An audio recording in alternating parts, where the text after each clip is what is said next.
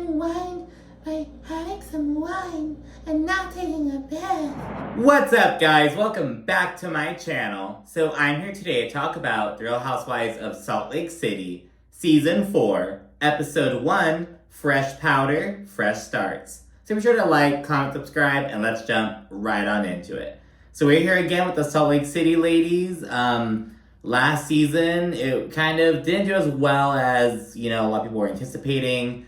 The show's first season was okay. The second season was generally well-received. Pretty widely well-received, I should say. Season 3, it, picked up right after Season 2, because, Jen Shah's legal shit. Jen Shah just dominated the entire thing, and by the reunion, I was just like, I don't even think, so I recapped the last season of it. I didn't recap the reunion, though, because honestly, nothing of note really happened. And for a reunion, that, sucks to say, but it truly, I was like, girl, I'm not. Honestly, it's Jen went away. The whole season was around Jen Shah's legal issues. Now she's away. End of the season, as far as I was concerned. You know what I mean? But now we're back here. As Mary Cosby says, I'm excited to see the group without Jen Shah. We also have Mary Cosby back. And, the show really needed her back, especially with Jen leaving, coming off of the lackluster last season. But this episode really popped off, I must say. It's kind of coming in with, mixed kind of feelings. Not really mixed feelings, but, mixed expectations, I should say. It opens with Heather on May 10th. She's in Bermuda, and she's reacting to some shocking news. The producers are they just want him going into her room, and she kicks them out. She's on the phone, and it sounds like someone stabbed her in the back. We don't know much about it, but I'm okay, it sounds like it's about Whitney. You know what I mean? And we then segue from that to a phenomenal opener, and it's just Black and Wives. It almost has Mob Wives vibes. You know what I mean? They're all wearing these big old coats and these sunglasses and being all tough and shit. And so it's the women are starring alongside their adversary of the season almost. So we have Heather and Whitney walking by each other, and they're both reciting a Bible verse. And it's something about my enemy isn't who betrays me, it's you, my good friend. Shit like that, these different verses and stuff. We also see Meredith and Angie K. So I'm gonna keep calling her Angie K sometimes, even though I could just call her Angie, because Angie H is not anymore. But Angie, the one Angie on the show, Meredith and her, they kind of go at it. So we don't really see much of that yet, but it's I'm excited to see where that comes out of. And then we learn that Lisa and the newbie Monica Garcia, they kind of went getting into it.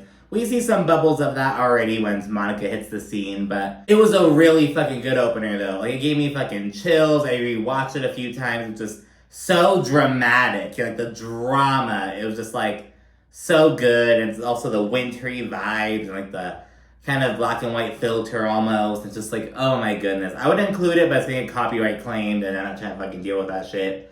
But anyways, yeah, so we see that shit. Then we get to the present day during filming, which is 4 months earlier. So January 2023. Right around winter time, so that's really fits the vibe of the show, of course.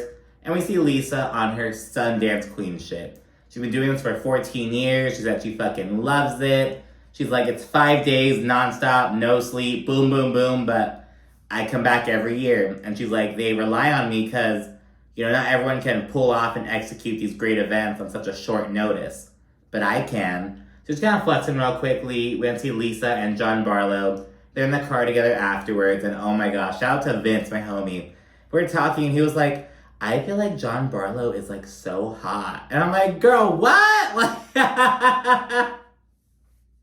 I'm John Barlow? Oh my goodness. But yeah, so in the car afterwards, Lisa is super busy. She's talking to John, and every couple minutes she's oh, hold on. I have this, she keeps responding to her phone. It seems she gets pings from everything when people book appointments or, book meetings. She's, really busy. However, Lisa acknowledges that she wants to kind of slow down a bit and really enjoy this last year with Jack. Because it's his senior year, he's ready to fucking fly the coop. And they also talk about how he's decided to go on a mission rather than going to college. So So last season we saw Jack, he was like, oh, fudge college. He was like, not really feeling it. He wanted to like go into entrepreneurship. But now he's like, oh, I want to go on a mission instead. And I was already familiar with what missions were because members of my stepdad's family are Mormon. Like, I wouldn't say my stepdad like grew up Mormon. His parents weren't Mormon or anything, but his maternal grandparents were. And he spent a lot of time with them and stuff. And you know what I mean? I went to a Mormon wedding before. It was kind of boring. No shade, but no, whatever. But yeah, so it's just like going away for a couple years to like, you know, go door to door, spread the word of Jesus and whatnot. My stepdad's nephew his cousin, he went to Russia for 2 years. So he's my stepdad's cousin, but he's like maybe like 2 years older than me about. So yeah, he went to Russia for like 2 years for his mission. So yeah, typical thing. So Jack wants to do that. I really wonder where he's gonna go. It's gonna be domestic or international or whatever. But so yeah, he wants to do that. This will come up later on in the season. From the trailer, we learned that like, I think Heather, she's like, wow, so you're cool with that? He's just like diving head first into this, like this, you know, religion and stuff like that. So, you know, but Lisa and Heather have very different experiences with Mormonism and everything. So, you know, but yeah, and Lisa also has some feelings about Jack preparing for this mission for almost a whole year without saying a thing. So she's like, wow, like what else do I know? How did I miss this? And she also notes that he kind of threw some shade because he was like, I'm just really different from you and Dad. And Lisa's like, I raised you to love God your entire life. What do you mean? He's like, I'm just different from you guys.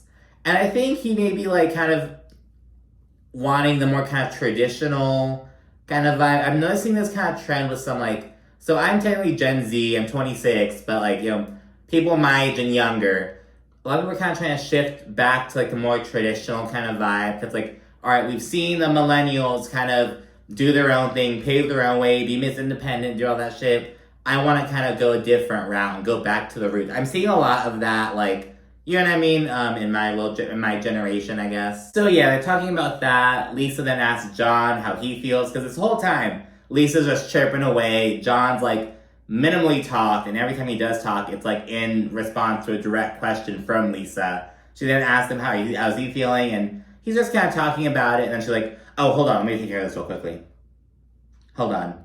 Just cuts him off right away, like, of course. That shit would really get on my fucking nerves, to be honest. It does get on my nerves, but if I'm your partner, you know she does that shit all the time, but maybe he doesn't mind, that's why they fucking go together so well. We then check out Heather's brand new house. She acknowledges that, you know, she lived in the same house for 20 years. She raised her daughters there. She lived in that same house after her divorce and everything, so it's time for something new.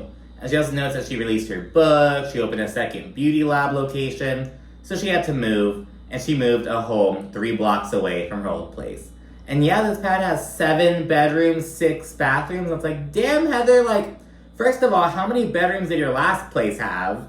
I have that question, because the girl's supposed to be downsizing. Like, when your daughter's moving out, like, she's off in college already. Her eldest she's going to UC Santa Barbara.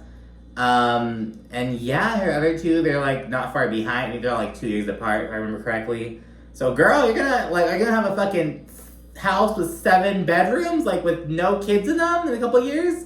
That's crazy to me. I'm like, girl. So that's crazy. Maybe she did downsize. I don't know how many bedrooms she had in her old house, but I was surprised about it. I was like, 7 bedrooms, but maybe she has 1 devoted to be an office, 1 being like a gym. Maybe she has them like dedicated things like that. But yeah, so we check that out. Meredith comes over, and Heather kind of tells her about her meetup with Whitney. So remember, you know, last season, she went through it with Whitney on Ultimate Girlship, the same old shit from the reunion, you know, the same old stuff. So they're like, we kind of chatted about it. Heather was basically like, I want to try to build my friendship with you. And Whitney's like, well, I need more assurance that you want to be my friend. Like, I don't trust that you want to be my friend. So they have that major disagreement. Honestly, I don't think they can repair it at this point. I think, like, in at least Whitney's eyes, too much shit has gone down to move forward with her. So it's like, girl, you just gotta fucking know when I'm throwing the towel. You guys are on the show together, but all this, how can we move forward? You've been trying to move forward for 2.5 fucking years, bitch. Like, really? You know what I mean? And yeah, while chatting with Meredith about it, Heather's like, it's kind of vague, like, how I'm supposed to move forward with Whitney. Because Heather says that she wants to move forward, at least right now. You never trust Heather. And I'm kind of like coming in side-eyeing her, because later on she comments on her relationship with Jen and stuff, and I'm not sure. Heather's coming off pretty well. People are kind of, we have a lot of expectations of Heather, so in this entire franchise, Heather has been like the narrator almost, like the one kind of like leading us through the story and the confessionals and things like that. That's like Heather's kind of role, if you kind of take a step back and look at it. So we're seeing her kind of do that still. And yeah, it was just lackluster last season at Ultimate Girls Trip. Heather has a lot to prove, but we'll see what she does, and we'll get more into that later on. But anyways, Heather says she doesn't really trust Whitney that much. And Meredith agrees, I'm not really feeling Whitney either. And she explains that Whitney did an interview with the New York Post only like a week and a half before, very recently. Whitney was interviewed by them, and she was talking about how, Meredith and Seth took baths together, but I find that kind of creepy. And Meredith pulls up the article and reads it verbatim, and she mimics Whitney. She's like, I just feel like I gotta take a bath by myself and unwind by having some wine and not taking a bath. It was like Meredith is coming in pretty fucking strong, to be honest, and she's bringing Mary along with her. So yeah, I kind of like Meredith. I'm really warming up onto her. After the first season, I was kind of whatever. The second season, I liked her a bit more. Third season, the same thing. Like I'm warming up to Meredith the more I see her. You get me? But yeah, she imitates Whitney. She has Heather laughing, but Meredith is actually upset at Whitney, and Heather's like, "Wait, are you actually mad?" Cause she can't tell because Meredith's being so fucking funny. And that's the thing. Meredith is funny, and that's oh, I love it. Meredith, and she's like, "Oh, does she not know me? You don't go after my marriage, and you don't go after my bathtub. The only thing she left off the table were my children." That's kind of funny. Got a chuckle out of me.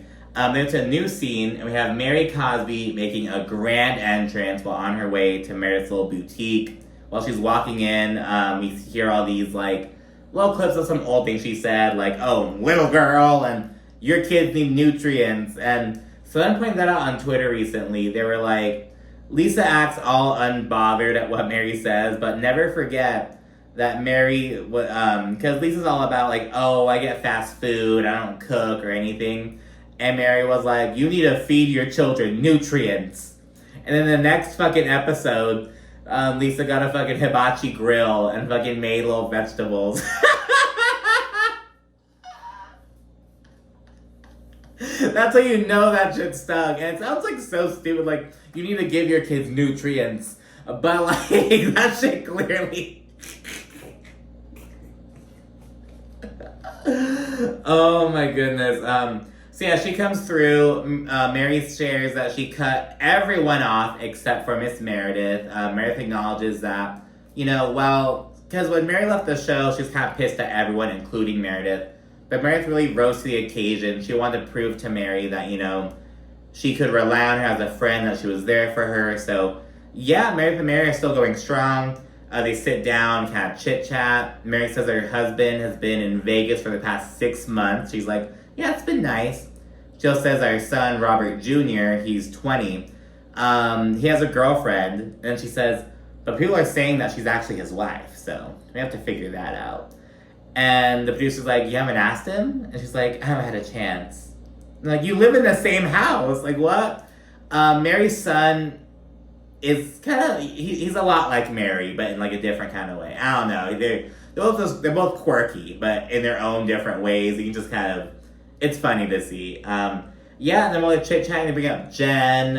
Meredith says she hasn't spoken to her since she went away to prison. And she's like, she's in prison. What do you want me to do? How am I supposed to talk to her? I'm like, bitch, write a letter.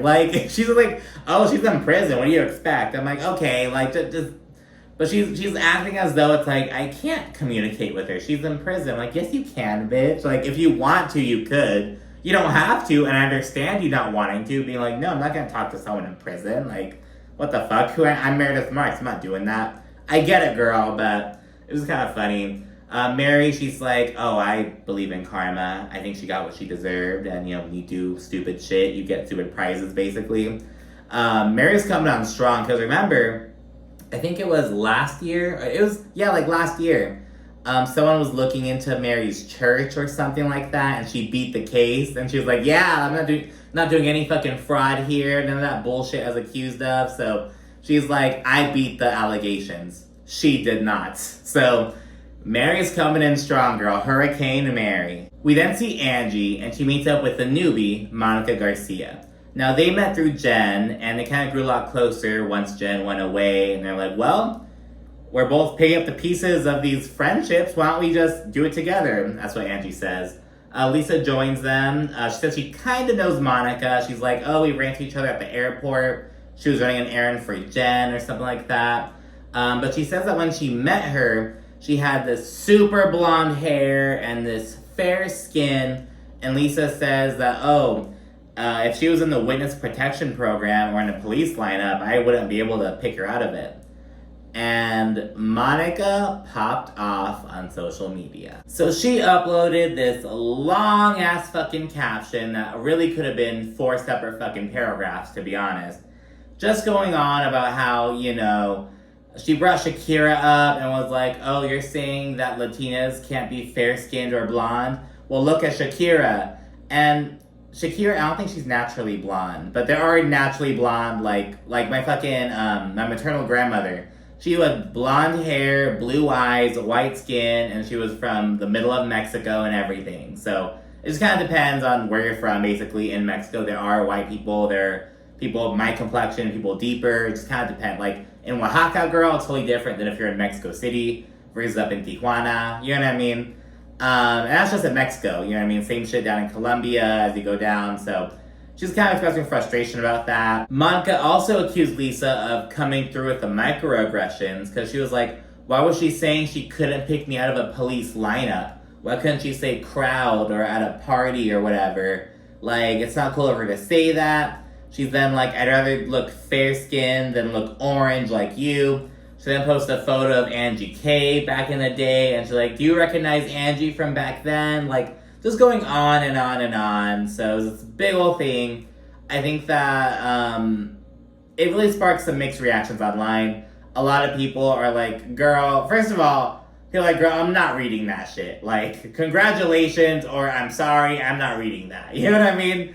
So there's that. And people also like, girl, episode 1 just aired. Like, what is all this? Or like, you've clearly been sitting on this like in stew, just ready, having this in the fucking drafts, ready to send. There's people who are agreeing with her as like, yeah, Lisa could have reworded that differently. It's different input and whatnot.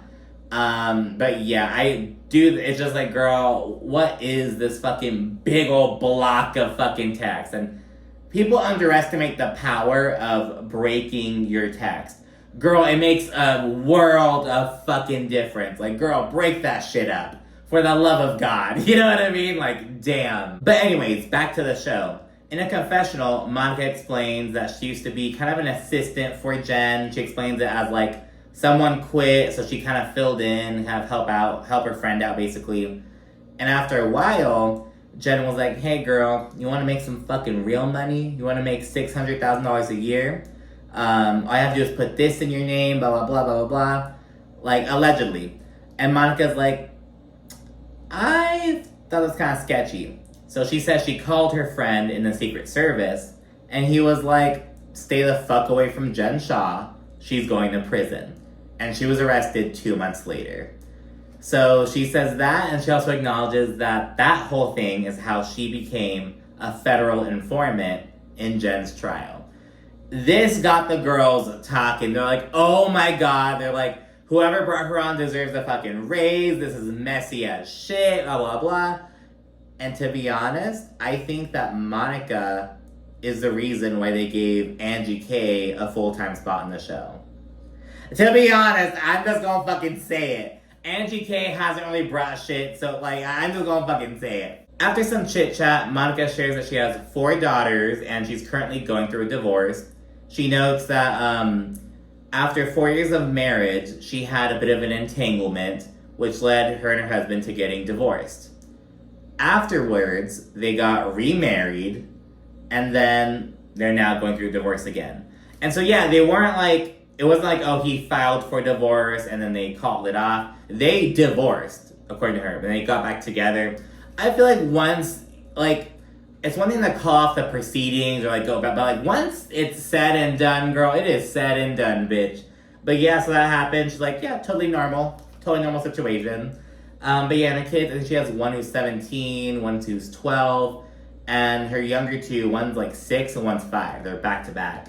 There's some more chatter. We learned that Jen used to have Monica talk to Lisa on the phone whenever Jen got tired of chatting with her.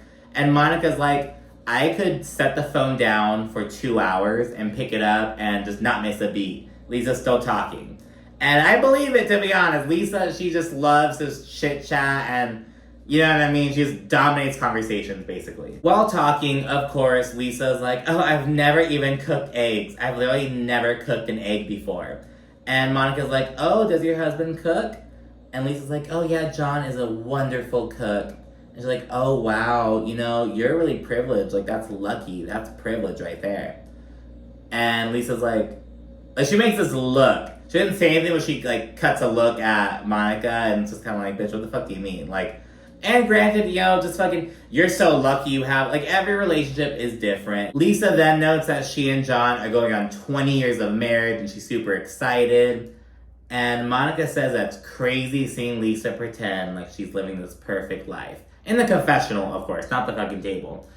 She adds that she's heard a lot of shit through Jen, but she's trying to be open-minded, although everyone's dark secrets are really heavy on her mind. So at this point, I'm kind of like, okay, like, that's why she was like, oh, you're so lucky. See, I was kind of side-eyeing that, because, like, every relationship is different, you know what I mean? Like, oh, you're so lucky your husband cooks for you. I'm like, well, that's just how that shit works. Like, I know plenty of people whose husbands do the cooking. But no, Monica was just being kind of shady, like, wow, you're so lucky. And so we'll see more of the speculation around Lisa's relationship later on this season, I guess. We then see Heather. She's setting up for her fresh start party. And note, Heather, she has a whole cast here for this event and a bunch of additional friends who aren't on the actual show. Take note, Shannon, because with Shannon's tequila party, a couple castmates didn't show up and it was ruined and she was freaking out, having a whole fucking conniption. No, look what Heather's doing. She's having this cast event and inviting other bitches. She's making, you know, that's what you do when you have a fucking party. Shannon, like, God, take notes. Meredith rolls up with Mary, and Whitney is shocked to see her. She's like, is this a hologram? Is this Mary Cosby? Like, she is so surprised. We then learn that Heather did not invite Angie K. And so up until now, Heather's been like, this event is for us to all clear the air and all get on better terms with each other. But she didn't invite Angie K. Heather was hoping Angie got the fucking boot, along with Angie H and Dana, because the other two friends of did not come back. But no, girl, Angie K is staying. And you know why? Because Angie K brought Monica. I'm telling you, I think that has to be it. But despite Heather not inviting Angie, Lisa brings her and Monica to Heather's little event. Monica notes that Jen never said anything nice about Heather, ever. But she also acknowledges that, hey, everything that Jen said was bullshit and she didn't really say anything nice about anyone, so I'll be open-minded with her. We then see that Lisa is also shocked to see Mary Cosby. In the confessional, Lisa's like, you know, Mary and I didn't end things badly, but she sent me a very nasty text. That was the last time we ever corresponded. And she reads it and it's like, oh, You're like disgusting. You're the biggest liar in Utah, which to be fair, isn't that high of a fucking bar. Like, girl, we could be the biggest liars in Utah. Not really fucking, if you're the biggest liar in Texas or like California or New York City, that's different. But the biggest liar in Utah, girl, I could live with that fucking title. That's clutch. When I was in Vermont, I used to be like, I'm the baddest bitch in Vermont. That doesn't really mean anything, but I owned it. I'll be the biggest liar in Utah. Shit, I'm down. But yeah, Mary just going in on Lisa, saying that she wasn't interesting, that she was a black widow, blah, blah, blah, blah, blah, blah. Just talking shit about her, going in. Heather then gives a little speech and everything, and Mary asks her how she's doing with Jen being away. And, you know, Heather, she says that, you know, the strong attachment that people think she had with Jen feels like it was just people projecting. And she's like, oh, they're just projecting that onto me. I'm like, girl, it doesn't even make fucking sense. Like, you're like they're projecting your relationship with Jen. Like, no, you were her fucking sidekick, her road dog. You even fucking said it last season. But yeah, Mary disagrees right to Heather's face, and Heather's like, Jen was a lot, and because of our connection, I just felt like I couldn't establish boundaries with her. And Mary's like, but you knew what you're getting into. You knew how Jen was. You enjoyed the ride. And Heather's like, yeah, you're right. Mary, she's fucking doing her thing. She just fucking got here. She's already doing her damn thing. Heather feels like she couldn't be honest with Jen last year because she's like, the stakes were so high. I just felt like I couldn't be honest with how I felt about things. But now she's in prison. I feel like I can just close the door. I don't believe that. You didn't address Jen's bullshit because you're like, oh, the stakes were too high. I have to be a good friend to her. Now, I'm sure that may have played a role in it, but girl, as Mary said, you were enjoying the ride. You were having fun. You've been the good girl your whole fucking life. Now you're running with the bad girl. You're her right hand, her fucking home girl, her road dog. You love that shit. And, now it's just time to pick up the fucking pieces. And let's see what you got, Heather. A little side note, we see Meredith and Lisa go to the side, and Meredith's like, I feel like when we've tried to kind of hash our issues out in a group setting, it just goes south. So I'd like to kind of meet you for like a one-on-one, just kind of chat about things. So we're going to kind of meet up a week later. Hopefully we see it in the next episode. And Lisa in the confessional, she's like, I knew she missed me. Of course she missed me. Then segue to some roasting marshmallows. Lisa, she's like, oh, I hate burnt marshmallows, blah, blah, blah. But I learned that's actually one of the best ways to fucking make a s'more. So you put the marshmallow on the fucking stick, you roast it, and you set it on fire real quickly. Then you take it, blow it off, and you pull the fucking charred cover, and then you have this gooey center that you just put on the thing. I like doing that because I don't know, that's my way to do it. But yeah, while at the fucking campfire thing, Monica randomly inquires, so who here has read the book? Because this whole thing is for like a new beginnings, but like on a side note, they're kind of talking about the book. And no one raises their hand or anything. Like no one's read the book. It's like, oh my god, crickets. Very embarrassing. Lisa asks if she's in the book, and Heather's like, oh, I just said that you're the person who you'd want to sit next to at a dinner party. You give big city vibes. Then Lisa's like, oh wow, I'll buy the book now that I know I'm in it. I'm like, oh, Lisa. This is why the people who don't like Lisa don't like Lisa. A lot of people like Lisa. I enjoy Lisa. But it's also like, she has her cringy moments. Angie K, she's like, oh my gosh, Lisa, you're clearly the star. I want you to autograph the book for me. And Heather's side-eyeing this, and she's like, this is why you're not in the book, Angie, and why you never will be.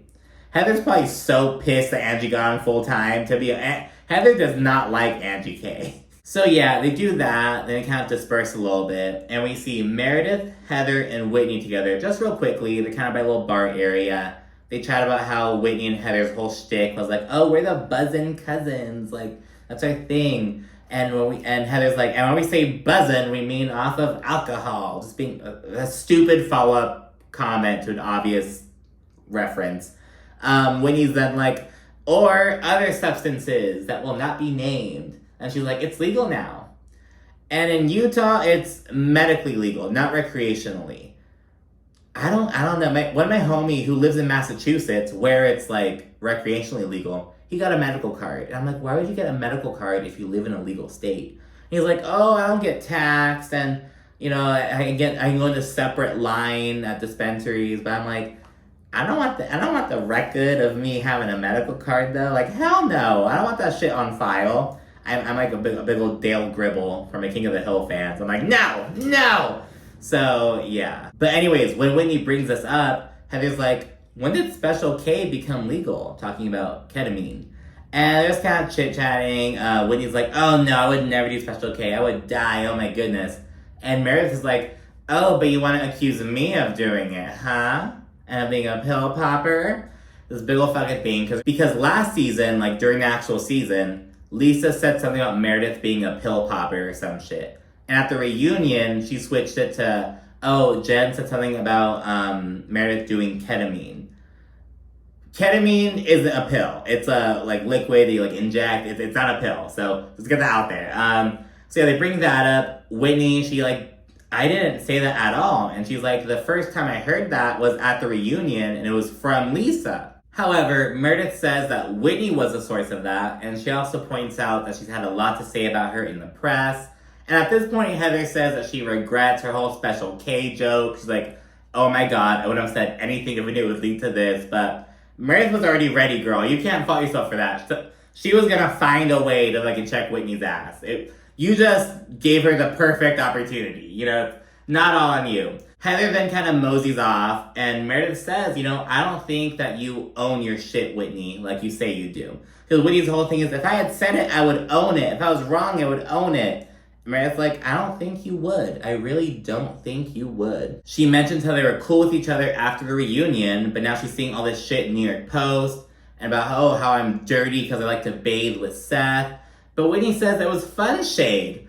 But Meredith's whole thing is like, no, I'm actually upset because you were shitting on me. You're saying I have this dirty ass bathtub, that I'm dirty and bathed in this dirty place with my husband, and all this shit.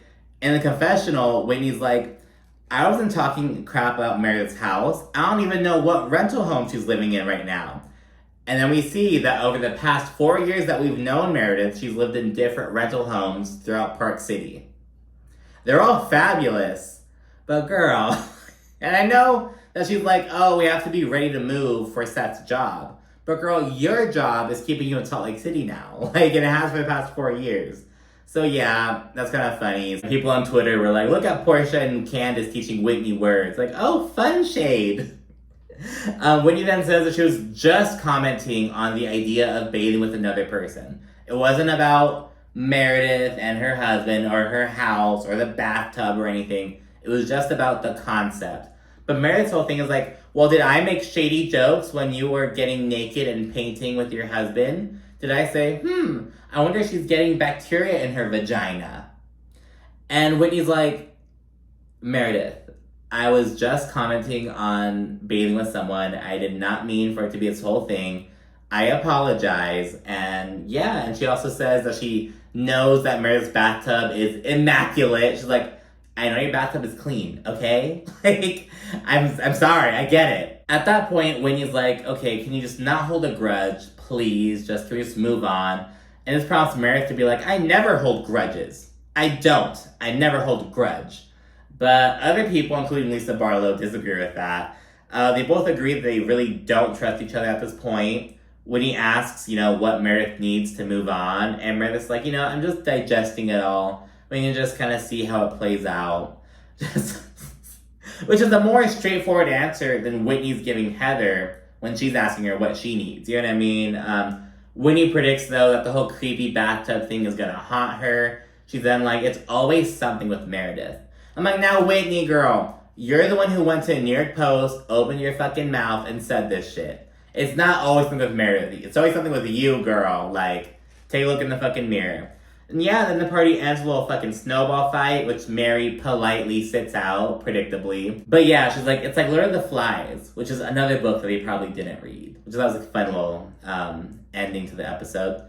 And that's it for episode 1. So it's pretty good, to be honest. I'm excited to see Mary back, see what she gives. So far on this episode in the trailer, she's already kind of dropping gems. We see in the trailer, Heather was like, do I look inbred? And Mary's like, you do. She was referencing the season 2 comment she made. So yeah, it's cool to see Mary back. Monica Garcia coming in strong, and it seems like a really good season. We do not need Jen Shah. So anyways, thanks so much for watching. Be sure to like, comment, subscribe, and stay tuned for more. Thanks again. Bye.